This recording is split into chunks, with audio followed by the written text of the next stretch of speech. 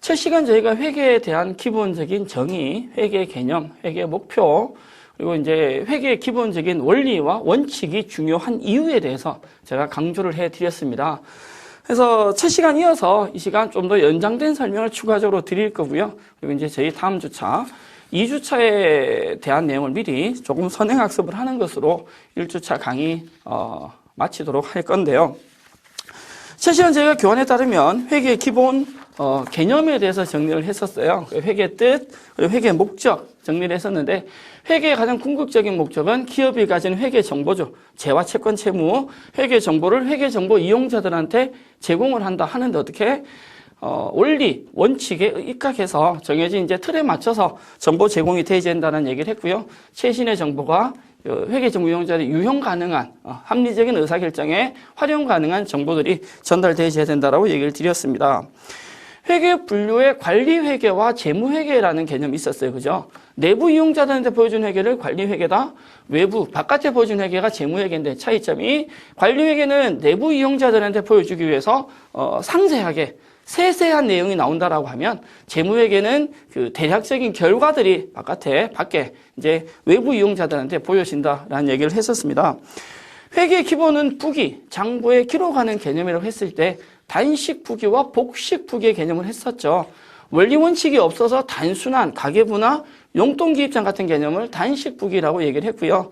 원리 원칙이 있어서 복잡한 복식 부기의 개념을 얘기를 했었고, 영리성 유무에 따라서 영리 부기와 비영리 부기. 저희가 이제 이번 학기 공부할 과목은 복식 부기이면서 영리 부기에 대해서 강의를 할 거다라고 얘기 드렸습니다. 지난 시간 수업에서 1페이지 이용자 영리성 유무에 따른 분류를 보시면, 영리 부기는 영리를 목적으로 기업에서 일반적으로 사용하는 것이라고 얘기를 했고요. 표현을 했었고, 예를 보시면 상기업에서 이루어지는 회계 원리나 제조기업에서 이루어지는 원가 회계 혹은 은행이나 건설업 부기 등이라고 나와 있습니다. 비영리 부기, 영리를 목적으로 하지 않는 비영리 부기에는 가정에서 이루어지는 가계부라든지 관청, 정부나 행정기관의 부기라든지 일반 비영리 민간단체, 재단 부기죠. 학교도 여기에 포함이 될 수 있고요. 비영리 부기에 들어갑니다. 그래서 회계 단위와 회계 연도에 대해서 정리를 했는데요. 회계 단위는 장소적인 범위다라고 얘기 드렸죠. 본점과 지점에서 이루어지는 회계 단위가 틀리다라는 표현을 썼었고요.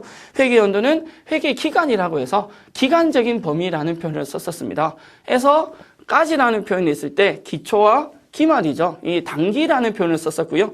기초에서 기말까지 이루어진 그 회계 과정에 대해서 저희가 이제 정리를 하는 것이 회계 업무가 되겠습니다. 전기에서 단기로 넘어온 이 재무 상태가 올해 단기에서 이루어진 경영 성과에 의해서 차기로 내년으로 넘어간다라는 얘기를 드렸고요.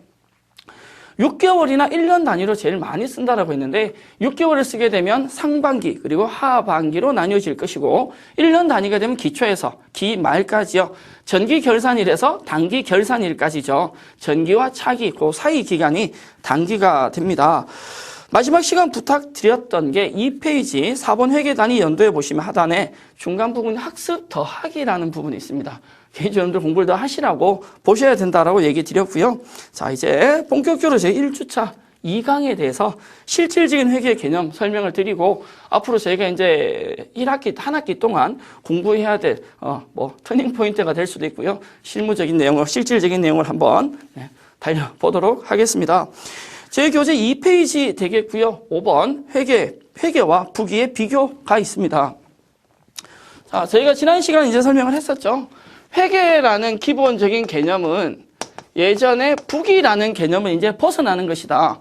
부기가 장부에 단순하게 기록을 해주는 개념이라면 회계는 그 부기라는 틀을 더 벗어나서 범위가 훨씬 더 넓다라는 거죠. 좀 더 구체적이고 세부적인 내용을 정리를 하되 부기라고 하면 저희 교재 보시면 거래를 단순하게 장부에 기록하고 정리하는 절차다라고 되어 있고요. 현재 회계는 부기에 이제 이론적인 체계를 더해서 이해관계자에게 좀 더 유용한 정보를 제공을 하는데 회계라는 건 단순히 장부에 기록하는 범위를 벗어나서 기업이 있다면 기업의 실체가 있습니다. 기업의 구조적인 내용을 토대로 해서 부기에서 발생하는 자산부채 자본 표현 조금 이따 설명드릴게요. 수익과 비용이 있어요. 그것도 역시 좀 이따 설명을 드릴 건데, 기업 실체에서 이루어지는 자산이나 부채나 자본이라는 개념이 있고요. 비용이라는 것과 수익이라는 개념이 있습니다. 그래서 흔히 이러한 개념들의 회계에서 이루어지는 자산부채 자본이나 비용 수익, 자, 좀 이따 합니다. 이것들에 대해서 증감이죠. 증감. 단순하게 증가하거나 감소하는 걸 장부에 적어주는 개념은 뭐 앞에서 얘기했듯이 이건 부기다. 근데 우리가 회계라는 건 이 부기라는 틀을 더 벗어나서 결산 보고서로 통합이라고 돼 있는데, 이 기본적인 이제 관리가 다 이루어지는 거죠. 회계적으로 증감에 대해서. 더불어서 자산, 부채, 자본, 비용, 수익이 이제 증감이 발생하게 되면 영리부의 궁극적인 목적이 뭐가 나오게 된다? 이익이 나오게 되죠. 이익이 나오게 되면 뭐가 발생해? 세금이 발생합니다. 그래서 우리가 회계는 예전 단순한 부기에서 범위가 더 넓어져서 세금 계산을 하기 위한 토대, 이제 초석을 만든다라고 생각을 하시면 되겠고요. 세부적인 정리가 다 되었을 때 경영자라든지 하단, 주주라든지 혹은 종업원, 그리고 채권자, 그리고 뭐 국가가 될 수 있겠죠. 조세권자, 국가 등의 혹은 거래처 등의 기본적인 정보를 제공을 한다. 문제는 이런 것이 제공될 때 이 회계에서 궁극적인 목적은 원리나 뭐가 있었다. 원칙이 있었다라는 거죠. 그 원리와 원칙을 반드시 우리가 지켜야 된다라는 거고요. 2페이지 하단의 회계와 부기의 비교는 사실 저희가 지난 시간에 1강에서 정리를 다 했던 내용입니다. 넘어가서 3페이지로 가시면 6번 전산회계 정보 시스템이 있습니다. 전산회계란 설명 나오죠. 보겠습니다. 전산회계는 기업의 경제적 정보를 식별, 인식, 측정해서 전달하는 전산정보 시스템을 말한다라고 되어 있고요. 회계상 거래 내역의 발생을 식별 가능한 회계원으로 번역을 해서 기록하고 회계 정보 이용자들에게 의사결정에 유용한 정보를 제공하기 위한 정보인 재무제표를 출력하는 일련의 과정이다라고 되어 있는데, 예전에 부기는 장부에 기록을 할 때 실질적으로 우리가 이제 기장이라고 하죠. 손으로 장부 기록을 다 했다면 범위를 벗어난 회계에서 그냥 회계가 아니라 현재는 전산회계죠. 자산부채 자본 비용 수익에 대한 증감을 기록을 하는데, 기업 실체에서 이루어지는 이러한 일련의 사건들을 기록을 하는데 손으로 장부에 쓰는 것이 아니라 PC를 이용해서 전산을 활용해서 회계를 한다라는 겁니다. 그래서 컴퓨터를 통해서 하기 때문에 대부분의 이제 작업들이 전산화, 자동화가 되어서 이루어지는데, 예전에 회계에서 부기에서 하던 기본적인 방식은 기업에서 발생한 일련의 사건들을 우리가 장부에 기록을 합니다. 하나부터 시작해서 10까지 모든 걸 내가 세세하게 기록을 한다라면, 현재 이루어지는 건 기업에서 이루어지는 일련의 사건을 내가 기록을 하는 게 아니라 전산회계니까 뭐를 이용해서? PC를 이용해서 기록을 하죠. 그래서 이러한 사건이 발생했다라고만 얘기를 해주면 장부라고 얘기하는데, 결과적으로 말하자면 재무제표라는 게 있습니다. 조금 이따 설명드릴게요. 재무제표라고 하는 장부들을 정리를 하는데, 우리가 하는 것이 아니라 누가 대신해줘? PC가 대신합니다. 그래서 어떤 특징이 있냐면 예전에 비해서는 굉장히 간단해져 있다는 거죠. 간단하게 모든 걸 내가 일일이 다 하다 보면 중간에 실수를 할 수도 있고, 사람이니까 빼먹기도 하고 잘 틀립니다. 그래서 예전 부기는 틀리거나 이렇게 실수를 빼먹었을 때 그걸 찾아내기가 굉장히 어려웠어요. 내가 한 걸 내가 틀린 걸 찾다 보니까 숫자가 많잖아요. 금액이 많다 보니까 틀린 걸 찾아내기 어려운 부분이 있었는데, 현재는 PC를 이용해서 하다 보니 기본적인 사건 정리만 된다면 장부 정리는 PC가 전산에 들어서 자동으로 하다 보니까 오류가 훨씬 많이 줄어들었고요. 그러면 예전보다 부기보단 회계가 지금 쉬워야 되는데 왜 어려우냐?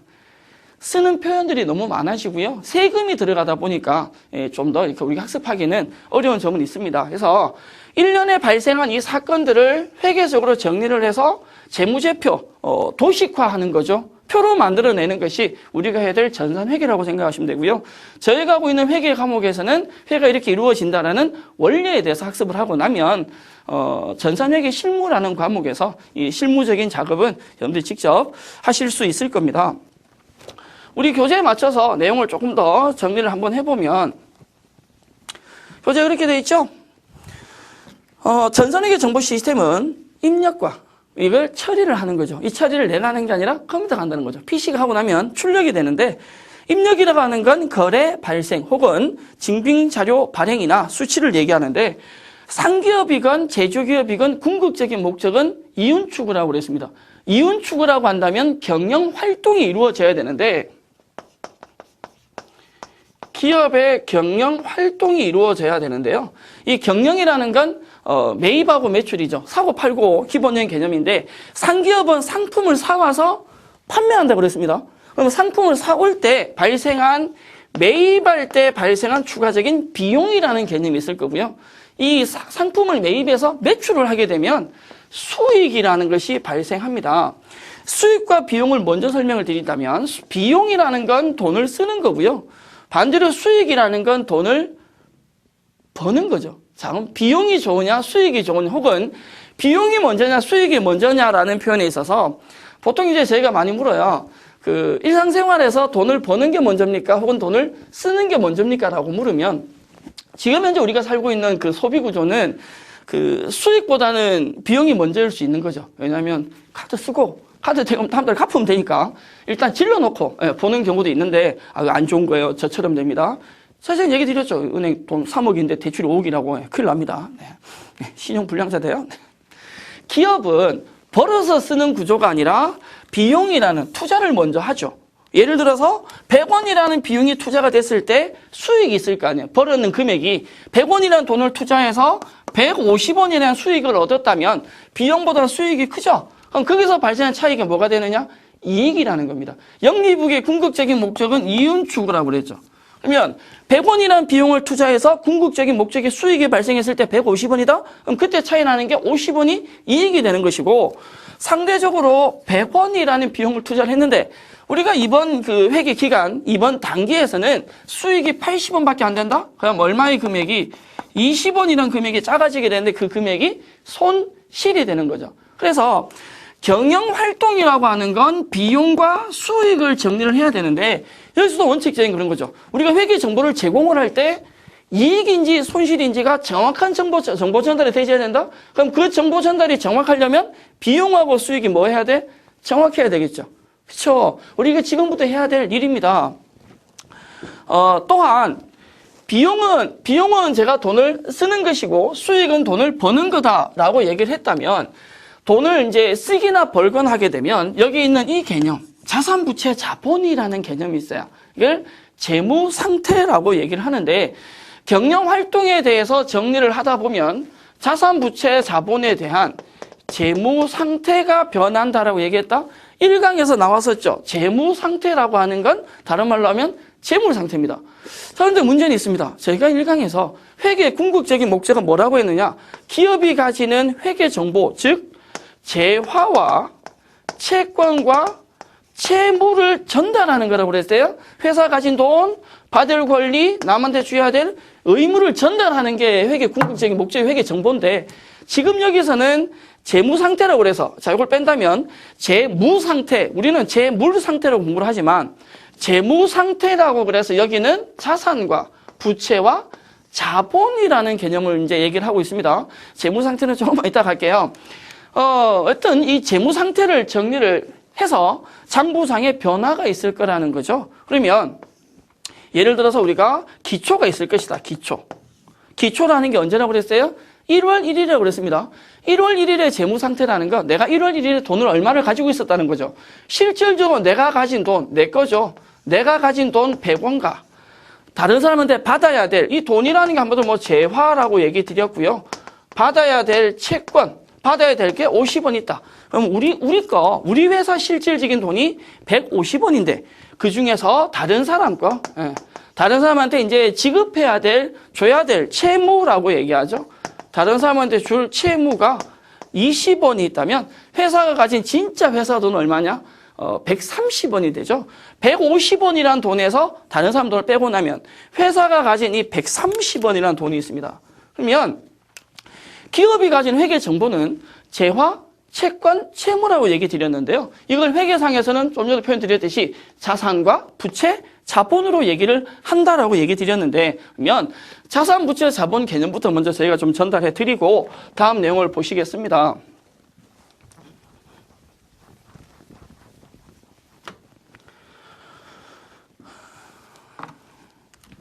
자, 저희가 그 사업을 하려고 하면 기본적으로 필요한 돈이 있습니다. 제가 사업을 하고자 하는데 기본적으로 돈이 100만 원이 필요한 거죠. 100만 원이. 최소 100만 원 있어야 되는데 지금 현재 나한테 돈이 60만 원밖에 없어요. 그럼 얼마가 부족합니까? 40만 원이 부족하죠. 그렇죠? 40만 원. 이 부족한 돈 40만 원 있어요. 그러면 내가 내 꿈을 펼치기 위해서 필요한 돈이 100만 원인데 돈은 60만 원밖에 없고 40만 원이 부족한 거죠. 그럼 이 개념에서 본다면 지금 내가 가지고 있는 이 60만 원이라는 돈은 우리가 흔히 자본이라는 표현을 쓰고요. 남의 돈인 40만 원, 얘를 부채라는 표현을 씁니다. 그러면 내 돈, 실질적인 내 돈 60만 원과 다른 사람의 돈 40만 원을 빌려서 내가 사업을 시작하는 거야. 그럼 나한테 있는 전체적인 돈은 얼마가? 100만 원이죠? 그 100만 원이라는 돈이 자산이 되는데요. 재화 채권 채무에 내가 조금 이제 이해를 할 것 같고, 조금 이제 알똥말똥, 똥이 두무대기. 네, 죄송합니다. 네, 그런데, 어느 느닷없이 재화 채권 채무가 아니라 자산, 부채, 자본이라는 표현을 쓰네요. 회계 궁극적인 이 제일 어려워하는 이유가 이런 겁니다. 재화 채권 채무만 알아서 되는 게 아니라 자산, 부채, 자본. 표현 방식이 틀린 거죠. 똑같은 건데. 예, 저희가 기본적인 개념은 재화 채권 채무인데 회계에서 세부적인 내용은 재화 채권 채무가 아니라 자산, 부채, 자본으로 갑니다. 그러면 이 개념을 이제 좀 더 구체적으로 정리를 한번 해본다면 이렇죠. 내가 가진 돈, 내가 가진 실질적인 돈을 뭐라고 했느냐? 자산이라고 그랬고요. 이 자산이라는 개념은 남의 돈인 부채와 진짜 내 돈이 뭐로 이루어진다? 자본으로 이루어지죠. 회사가 가진 자산, 부채, 자본. 다시 하겠어. 자산은 내 돈이다. 부채는 다른 사람 돈인데, 자, 여기서 내 돈이라는 개념은 내가 가지고 있는 돈이에요. 사업을 위한 미천. 내가 가진 이 100원이란 돈 중에 다른 사람 돈이 40원 있다면 진짜 내 돈은 얼마가 돼? 60원이 된다. 맞나요? 그러니까 우리가 기업의 중심적인 건 뭐가 중요하면 자산이 중심입니다. 기업의 자산 규모 뭐 몇 억 이렇게 표현 많이 씁니다. 그죠? 기업의 중심적인 건 자산인데 실질적으로 이제 그 예전에는 기업의 자산 규모를 많이 중시했다면 최근엔 EI 자본요. 뭐 뉴스를 보면 BIS라고 해서 자기 자본 비율이라는 표현도 많이 쓰는데 전체 자산 규모 중에 자본이 얼마만큼을 차지하느냐라는 거죠. 그래서 회사 재무 구조가 견고하다, 좋다라고 하는 건 전체 자산 중에 자기가 차지하는 자기 돈의 비율인 자본의 비율이 크다라는 개념이고요. 자산, 부채, 자본에 대한 세부적인 개념 저희가 이제 다음 주차, 2주차에서 좀 더 깊이 있게 강의를 하겠지만 경영활동이라고 그랬습니다. 돈을 쓰기도 하고 돈을 모으기도 해, 벌기도 합니다. 돈을 쓰거나 벌면 자동적으로 돈의 금액이 변합니다. 그렇죠? 비용이 좋으냐 수익이 좋으면 당연히 수익이 좋은 겁니다. 그래서 비용이나 수익의 경영활동이 발생하다 보면 자동적으로 자산과 부채와 자본의 금액이 뭐 할 것이다? 변하겠죠. 변합니다. 변하는 걸 적어주고 기록하고 이렇게 우리가 정리를 하는 게 회계의 기본적인 과정이라고 한다면, 자, 회계상에 1년에 사건이 발생한다? 이걸 우리는 거래라고 얘기를 합니다. 그래서 1년에 사건이 발생했다는 건 결론적으로 말하자면 자산이나 부채나 자본이 변한다라는 거죠. 변했습니다. 그럼 여기는 비용도 변했다는 뜻이고 수익도 변할 수 있다라는 거거든요. 그러면 기본적인 사건이 발생하면 자산, 부채, 자본이 변해? 어떤 문제가 발생해? 재무 상태라는 게 있는데요. 우리 회사 재무 상태다. 자, 얘기 드렸습니다. 재무 상태라는 건 재물 상태라고 했습니다. 재물 상태, 회사가 가지는 재화, 회사 돈, 다른 사람한테 받아야 될 채권. 이 재화나 채권을 합하면 그것이 자산이라는 개념이 되고요. 회사가 가진 돈. 여기서 채무. 다른 사람한테 줘야 될 거죠. 제가 아까 뭐라고 예를 들었냐면 재화가 100원에 채권이 50원이다. 그러면 자산이 얼마의 금액이 150원이 될 거고요. 여기서 다른 사람 돈인 부채가 20원이라고 예를 들었었나요? 그럼 이 채무가 부채가 될 겁니다. 20원. 자산이 150원. 회사가 가진 돈이 150원인데 그중에서 다른 사람께 20원 있다. 그럼 실질적인 회사 돈. 자본은 얼마가 돼? 130원이 되죠. 다시 질문합니다. 자산이 100원에 부채 20원이다. 자본이 얼마라고요? 130원이죠? 자산이 150원인데 자본이 130원이에요. 그러니까 내가 가진 150원 중에 진짜 내게 130원이라면 남의 돈이 얼마냐는 거야? 20원이죠. 차이 나죠? 자, 기업의 기본적인 중심은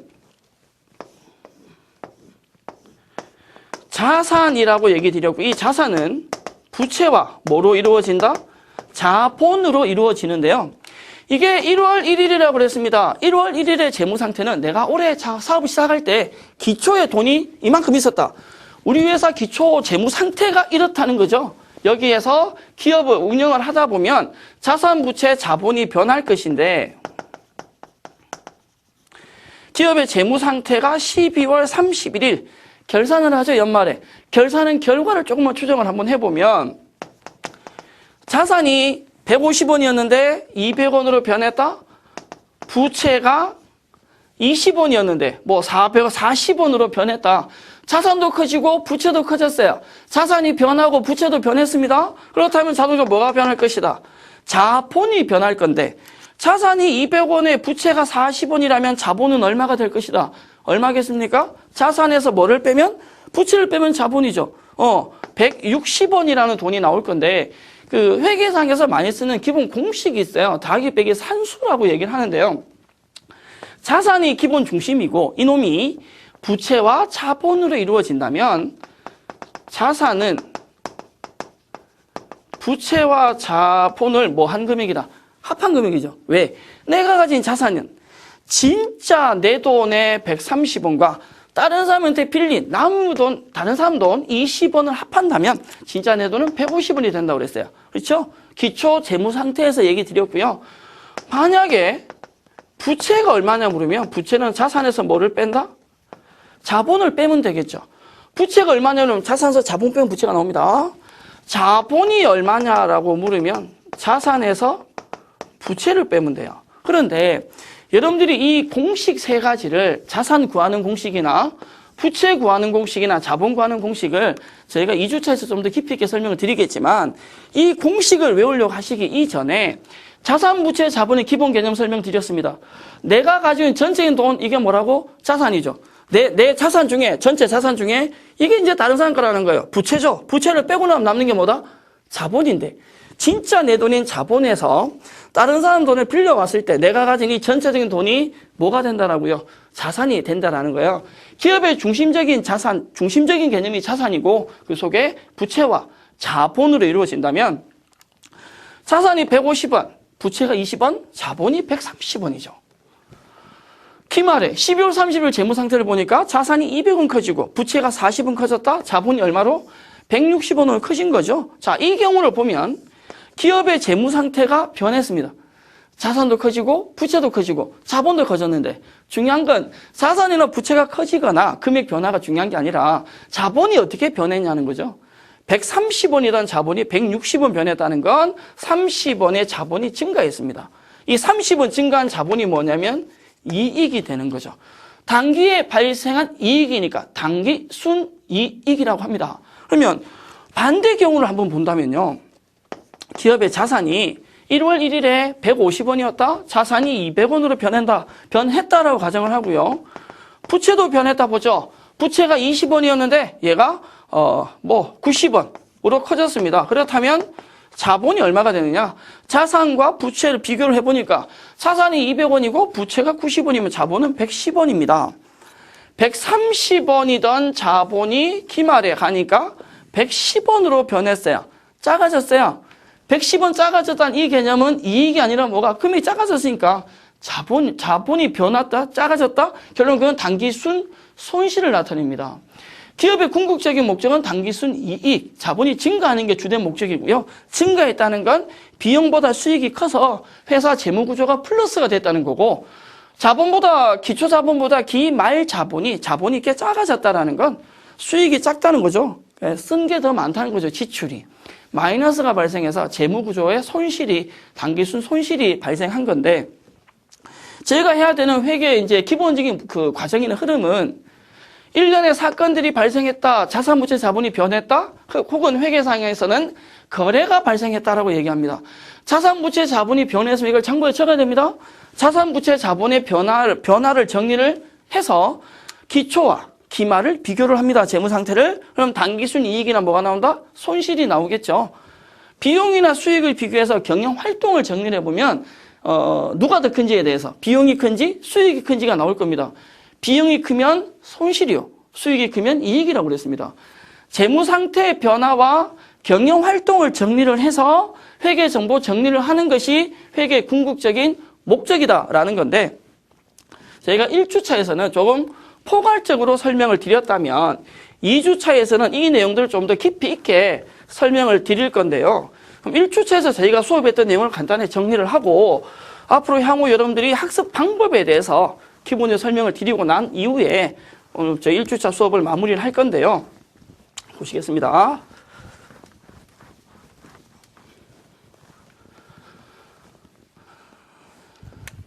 저희 3페이지 보시면 그 6번 전산회계 정보 시스템 전산회계란 입력을 한다. 일련의 사건, 거래 내역을 입력을 하는 거죠. 그래서 그걸 처리를 하는 거죠. 장부상에 정리를 합니다. 누가? 우리가 하는 게 아니라 PC가 전산상으로 정리를 하면 출력이 되는 건 결과적인 게 출력이 되져서 그 출력된 결과물을 이해관계자들한테 제공을 하는 거죠. 그래서 내부 거래인 관리회계와 외부 거래인 재무회계로 나뉘어질 수는 있지만 7번 재무제표 의의 및 종류라는 게 있습니다. 재무제표라는 건 제가 방금 얘기 드린 전산회계 정보에 있어서 입력된 과정을 처리한 결과물을 얘기를 합니다. 밖에 보여지는 거죠. 제공을 해는 회계정보 이용자들이 유용한 의사결정을 하는데 필요한 거 자, 여기 있습니다 라고 드리는 거예요. 우리 회사 이제 재무 상태와 경영활동의 결과를 보여드리는 거죠.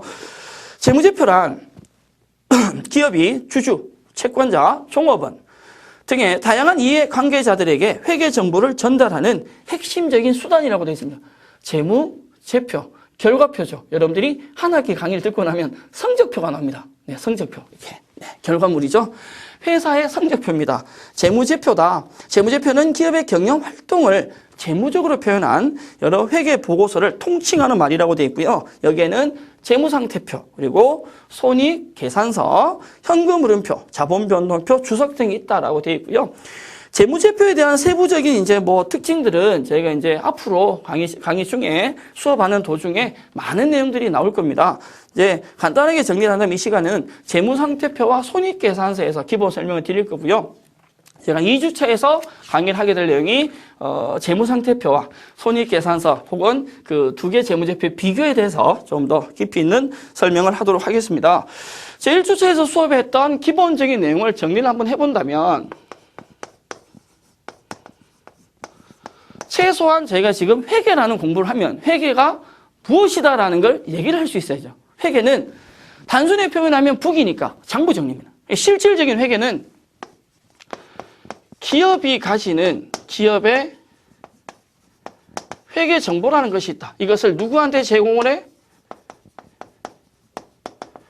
회계 정보 이용자들에게 제공을 한다라고 얘기 드렸고요. 회계 정보라고 하는 것에 재화라는 것이나 채권이라는 것이나 채무라는 게 있었는데 여기는 세부적으로 두 가지 분류가 다시 될 수 있다고 그랬습니다. 재화, 채권, 채무가 기본적인 내용이라면 우리가 실제 이제 표현이 될 때는 자산이라는 것이 있었고요. 부채라는 것이 있었고 자본이라는 것이 있었죠. 비용이라는 것이 있었고 수익이라고 있었습니다. 그래서 재무 상태를 나타내는 용어가 있고요. 기업의 재무 상태를 나타내는 용어와 경영 활동을 비교할 수 있는 용어, 자산, 부채, 자본과 비용, 수익으로 나뉘어졌고요. 이 재무 상태를 정리할 수 있는 표가 재무제표 첫 번째 나오는 재무상태표입니다. 왜 첫 번째일까요? 제일 중요하고 제일 기본이라는 거죠. 두 번째, 경영 활동을 정리해 놓은 표가 손익계산서예요. 재무 상태 나타나는 표가 재무 상태라고 그랬죠. 재무 상태표. 예전에는 대차 대조표라고 했는데요. 지금 표현이 바뀌었습니다. 보시면 간단합니다. 회계가 뭐 어려워? 회계는 재와 채권 채무, 기업의 돈을 정리를 하는데 그게 두 가지 방법 정리한다. 첫째, 자산, 부채, 자본 정리한다. 이게 재무 상태라는 거죠. 재물, 돈이라는 겁니다. 나한테 있는 돈 뭐라고 얘기했고요? 자산. 그 중에서 남의 게 뭐다? 부채다. 진짜 그럼 내게 뭐라? 자본이야. 그러면 자산이 부채 플러스 자본인데 이 두 개 합이 같다는 건데 회사가 재무 구조가 좋다라고 하는 건 돈이 많은 거죠. 돈이 많다는 개념은 자산이 많은 게 아니라 뭐가 많은 거예요? 자본이 많은 거 자본. 재무 구조가 견고히 된다는 말은 자산, 전체적인 자산 중에 자본의 비율이 크다라는 거야. 여러분들도 자본의 비율이 재무 구조가 좋으셔야 돼요. 제가 가진 자산이 통장에 돈이 3억인데 은행 대출이 5억이야. 그럼 내 자본은 마이너스 2억이죠. 엉망진창인 거죠. 예, 이러시면 안 된다는 거지. 비용과 수익을 돈을 쓰기도 하고 벌기도 하는데 기업은 지출이 먼저 나는 거죠. 지출을 해서 극대화된 수익을 이제 창출하기를 요구를 합니다. 그러한 경영 활동을 정리해 놓은 게 손익계산서인데 손익에서 손은 손실이고요. 이익이라는 건 이익입니다. 즉 단기에 발생한 경영 활동이 손실이냐 이익이냐를 비교하는 표가 손익계산서라고 생각하시면 되고요. 저희가 2주차에 세부적인 내용을 학습하겠다고 그랬습니다. 회계 정보 이용자들의 크게 두 부류가 내부 이용자가 있고 외부 이용자가 있는데 경영자와 단적인 예로 투자자라고 얘기를 했습니다. 경영자한테 보여주는 회계는 모든 내용을 상세히 기록을 하고 투자자한테 보여주는 회계는 대략적인 결과만을 보여주는데 이 상세히 기록하는 회계를 재무회계라 그죠? 뭔 재무회계? 틀렸잖아. 얘기를 해줘야지. 관리회계라고 얘기를 했고요. 대략적인 결과가 나오는 것이 재무회계라고 얘기를 드렸습니다. 그럼 평상시에 작은 돈까지 들어오고 나가는 걸 다 정리하는 건 관리회계다. 그리고 대략적인 결과가 나오는 게 재무회계다. 저희가 수업하는 이번 학기의 과목은 재무회계와 관리회계를 조금 이렇게 아우러서 기본적인 틀을 잡는다라고 1교시 때 1강에서 얘기를 드렸습니다. 그래서 회계 정보 이용돼 제공될 때는 정해진 원리나 모의각에서 원칙에 맞추어서 기본적인 이제 의사결정에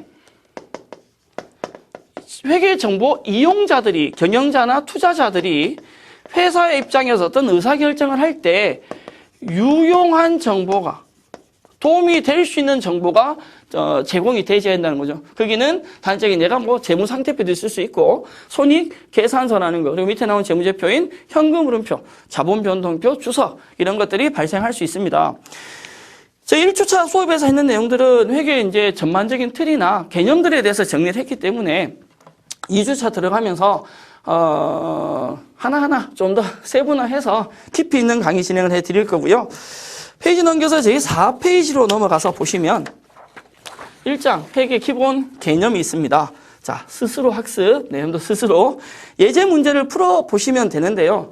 1주차 수업한 것에 대한 기본 예제들이 단락별로 나와 있습니다.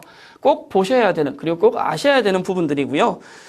단원사에 나오는 이 연습 문제들, 기본 개념 연습 문제들을 토대로 제가 중간고사와 기말고사 시험 준비가 되실 겁니다. 그래서 반복적으로 공부를 하시고요. 네, 내용을 보시면 될 텐데 저희가 이제 첫 주차이기 때문에 기본 연습 문제를 1장 거는 제가 답을 확인을 한번 해드리도록 하겠습니다. 문제 1번은 설명을 안 할 거고요. 밑에 답이 있습니다. 채워서 보세요. 스스로 셀프. 네.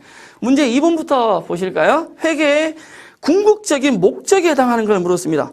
회계의 가장 궁극적인 목적은 기업의 회계 정보다. 회계 정보라는 게 재와 채권 채무인데 이 회계 정보라고 하는 건 기업에서 발생한 일련의 사건, 다른 말로 거래라고 했습니다. 이걸 정리를 해서 요약해서 보여주는 것이다 라고 얘기를 했죠. 그래서 2번 모든 의사결정을 위한 정보를 제공을 하는데 1번이나 3번, 4번, 즉 1번에서 기업 내 모든 거래사항을 기록, 분류, 요약한다. 3번, 기업의 소유주인 주주를 위해서 경제적 사실을 요약 정리한다. 4번, 기업 자금 조달을 위한 채권자의 상황을 보고한다라는 게 1번, 3번, 4번도 실제로 틀린 말은 아니죠. 틀린 말은 아닌데 회계라는 큰 틀 안에 포함되긴 하는데 그러한 궁극적인 목적들, 이 사건이라 부르는 거래를 요약 정리를 하고 내부 이용자인 경영자한테 의사결정에 도움을 주고 외부 이용자인 채권자에게 도움을 주는데 이 궁극적인 목적 자체는 얘네를 다 포함을 하는 그 기본적인 모든 의사결정권자들, 다시 얘기해서 내부 이용자와 외부 이용자가 되겠죠. 정보 전달이 있다라고 생각을 하셔야 됩니다. 2번 문제 답은 2번이 될 것이고요. 문제 3번에서 회계연도, 저희가 회계 기간이라고 했습니다. 회계 단위는 장소적인 범위를 표현한다고 했고요. 회계연도로 회계 기간은 기간적인, 시간적인 범위죠. 에서 까지라는, 프로 말하면 기초에서 기말까지라는 표현을 썼는데, 기초에서 기말까지를 전기의 한 결산기, 전기 마치는 시점이 올해 기초가 되는 것이고요. 올해 결산하면 내년으로 넘어가죠. 차기로. 그래서 4번 한 결산기에서 또 다른 다음 결산기까지를 회계 기간이라고 얘기를 하고요. 6개월이나 1년이라는 이 기본적인 단위가 있었는데, 자, 강조드렸지만 정해진 건 아니라고 그랬습니다. 정해진 건 1년을 초과할 수 없다라는 것밖에 없다고 그랬고요. 4번 회계 주체를 물었습니다. 우리가 회계라는 게 무엇에 대해서 할 거냐, 뭐 회계 책임자나 은행 채권단이나 기업주의 기본적인 개념이 아니라 회사죠. 기업체에 대한 걸 회계 책임자가 기업주나 은행이나 채권자들을 위해서, 채권단을 위해서 정리를 하는데, 회계 주체는 당연히 기업체에 해당하고요. 문제 5번에 회계 주체가 다른, 대상이 다른 하나를 물었습니다. 거기 보시면 상기업, 제조기업. 상기업의 부기는 회계원리라고 그랬고요. 제조기업 부기는 원가회계라고 그랬죠. 은행 부기와 건설업 부기, 학교, 정부 관청 부기라고 되어 있는데요. 기본적으로 이제 이 문제가 회계 주체가 다른 단어를 물었는데, 2번, 1번, 2번, 3번에서 영리 부기와 비영리 부기를 묻는 문제죠. 이게 영리냐 비영리냐의 차이니까 답을 여러분들이 확인 가능하실 거고요. 4번의 학교 정보 관청 부기는 비영리 부기가 될 것이고, 나머지 부기들은 전부 다 영리 부기에 해당합니다. 문제 6번 회계 단위와 회계 연도에 대한 설명이 옳지 않은 걸 물었어요. 틀린 것, 잘못된 걸 물었죠.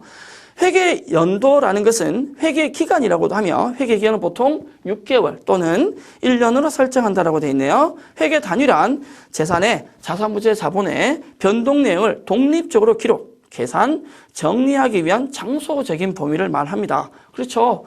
본점, 지점 혹은 본사, 공장 등으로 나뉘어지는 건 회계 단위의 분류에 들어갑니다. 4번 회계 기간은 기업이 임의로 결정할 수 있다고 그랬어요. 정해진 게 없으니까. 단 1년을 초과만 안 하면 되니까 결정할 수 없지만 B 틀렸고요. 1년 이상의 장기간은 더더욱이 안 된다라고 얘기 드렸습니다. 문제 7번을 보시면 회계 주체인 기업이 소유하는 각종 재산 및 자본의 증감 변화를 기록, 계산하기 위한 장소적인 범위는 회계 단위다. 그리고 인위적 설정한 기간에서 까지라는 기초부터 기말이죠. 한 결산기에서 다음 결산기까지를 회계 기간, 연도라고 얘기를 했습니다. 문제 8번 마지막 문제죠. 다음 표의 가로에 들어갈 게 뭐냐라고 물었습니다. 그러면 전기가 있다면 올해는 단기가 될 것이고, 내년은 당연히 뭐가 차기가 되겠죠. 1주차 기본 예제 문제들은 제가 이제 풀어드렸습니다. 1주차니까 선물입니다. 네. 2주차부터는 없습니다. 직접 여러분들 학습을 하셔야 되고,